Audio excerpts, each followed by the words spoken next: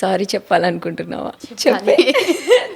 Sorry Praveen, ఎందుకంటే చాలాసార్లు ఇబ్బంది పెట్టాను. ఎవరెవరో మాటలు విని అన్నిటికీ అదే ఇన్ఫ్లుయెన్స్ అయిపోయి నిన్ను అర్థం చేసుకోక చాలాసార్లు నేను ఇబ్బంది పెట్టాను. బట్ ఏ రోజు నువ్వు నన్ను అసలు తక్కువ చేసి చూడలేదు. నా కోసం వెయిట్ చేసావు తప్పించి ఏ రోజు నన్ను వదిలిపోవాలన్న ఆలోచన కూడా రాలేదు. ఇప్పటికీ స్టిల్ చెప్తాడు అక్క, నా లైఫ్లో 5 మానే ఇంకా ఫిక్స్. ఒకవేళ నువ్వు నన్ను వదిలేసేంత ఏదన్నా జరిగిందంటే మాత్రం నేను ఉండను అంటాడు. అంతేగాని నన్ను మాత్రం వదిలేస్తానమాట ఇన్ని సంవత్సరాలు ఏ ఒక్కరోజు రాలేదు. So thank you so much.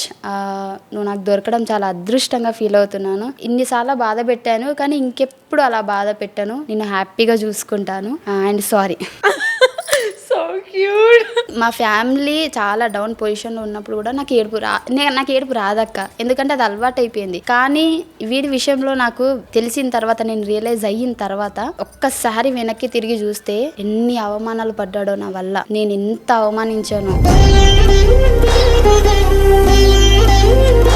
ఒక సిచ్యువేషన్ వచ్చినప్పుడు అసలు నేను ఇంకా తగ్గట్లేదు, నువ్వు నాకు వద్దు. బేసిక్గా అక్కడ సైడ్ తప్పు లేదు, కాకపోతే నా మైండ్ సెట్ బాగాలేక నువ్వు నాకు వద్దు అని అంటే తను నేను నిన్ను వదిలేసి ఇప్పుడు నేను ఉండలేను అది అని అంటే, అయితే నువ్వు మీ ఇంటికి వెళ్ళిపో, మీ ఊరికి వెళ్ళిపో, అస్సలు ఉండకూడదు, హైదరాబాద్లో కూడా నాకు కనిపించకూడదు ఎక్కడ నువ్వు అంటే, తను చాలా ఏడ్చుకుంటూ నైట్ 12:30, 1 కాల్ చేసి, అంతేనా ఇంకా మన రిలేషన్షిప్ అంతేనా అది ఇది అంటే, అంతే ఇంకా నువ్వు ఇంటికి వెళ్ళిపో అవసరమే లేదు అది ఇది అని అంటే 12:30, 1 బ్యాగ్ సర్దుకొని బయలుదేరాడు అక్క.